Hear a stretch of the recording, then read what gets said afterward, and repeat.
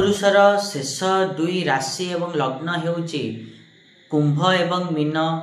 शुक्रंकर गोचर 29 जून 2025 रु नहीं 26 जुलाई 2025 जाए जो हवाकू जाऊँगी ताहा द्वारा कुंभ एवं मीन राशि एवं लग्नर व्यक्ति मान उपरे कौन सब प्रभाव पड़िबो आज आम यही भिडियो रे आलोचना करिबा। नमस्कार, मुझे सुभाषिष पुनः स्वागत करुछु मो यूट्यूब चैनल को। आज तो आम डिटेल्स से आलोचना करिबा कि जुलाई मासर राशिफल कुंभ एवं मीन राशि लग्नर व्यक्ति मान पई किभଳି रहिबो। ता पूर्व सबना भली गोटे रिक्वेस्ट करिया चाहिए कि जो मैंने भी एजाए चैनल को सब्सक्राइब करना सब्सक्राइब करंतु आ पाखथिया बेल आइकन को मध्य प्रेस करंतु जहाँद्वारा कि मु आगु को जहाँ भी किसी वीडियो देवी ता नोटिफिकेशन आपण मान को ठीक समय मिल जिवो। जदि आमे कुंभ राशि एवं लग्न कथा प्रथमे आलोचना करिबा ताहले कुंभ राशि एवं लग्नर पाई शुक्र चतुर्थ भाव में गोचर करिवे, जहा फल रे कि 29 जून 2025 रु नहीं 26 जुलाई 2025 जाए आपण मानकर जो भाग्य अच्छी तार सहयोग आपण मान को कम मिल पारे। जेते आशा करूचंती सेतिकी सहयोग आपण मान को भाग्य तरफ मिलबनी, भाग्यर सहयोग रे कमी आसी पारे।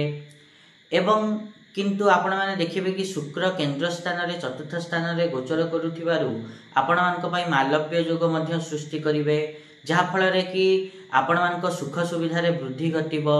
आपण माने किछि गाड़ी बा घर किनी पारंती, घर पाई सुख सामग्री मध्य आपण माने किनी पारंती। ता सहित आपण माने कार्य क्षेत्र रे सफलता मध्य पाइबे। आपण माने निज काम को ठीक समय पूरा करि परिबे, निज काम पाई अन्य माने आपण मान को प्रशंसा मध्य करिवे। किंतु उच्च शिक्षा रे आपण मान को टिके अधिक परिश्रम करिया को पड़िबो, ताहाले जाय कि आपण माने फल पाई परिबे। ससुर पक्ष सहित आपण मान को संपर्क भल रहिबो। एत थिला कुंभ राशि एवं लग्नर व्यक्ति मान को पई आपण मानकर शुक्रंक गोचर किभଳି रहिबो। तापरे जदि आमे मीन राशि एवं लग्नर कथा कहिबा ताहले तांको पई शुक्र तृतीय भाव में गोचर करिवे, जहा फल रे कि तांको पराक्रम रे वृद्धि घटिबो। ता सहित सेमाने छोट मोट यात्रा रु लाभ मध्य पाइबे। एवं यह मध्य देखिया को पाइबे कि तांकर छोट भाई भौणी को सहयोग भल पाइया मध्य पाइबे।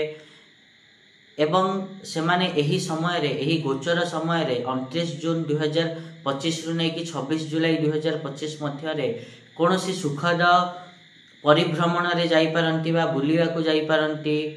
एवं सेमाने देखिबे कि तांको भाग्यर सहयोग मध्य मिलिबो, उच्च शिक्षा रे भल परिणाम मध्य मिलिबो।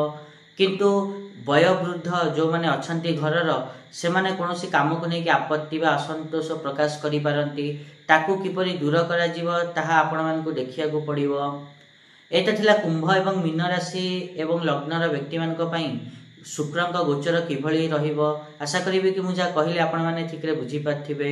आ जदि वीडियो भल लागि छि ताहले निहात रूपे वीडियो को लाइक करंतु, शेयर करंतु, आ चैनल को सब्सक्राइब करिया पे तो जमाई भूलंतुनी। आज पई एतिकी, देखा नेक्स्ट वीडियो रे। रहुछि, नमस्कार।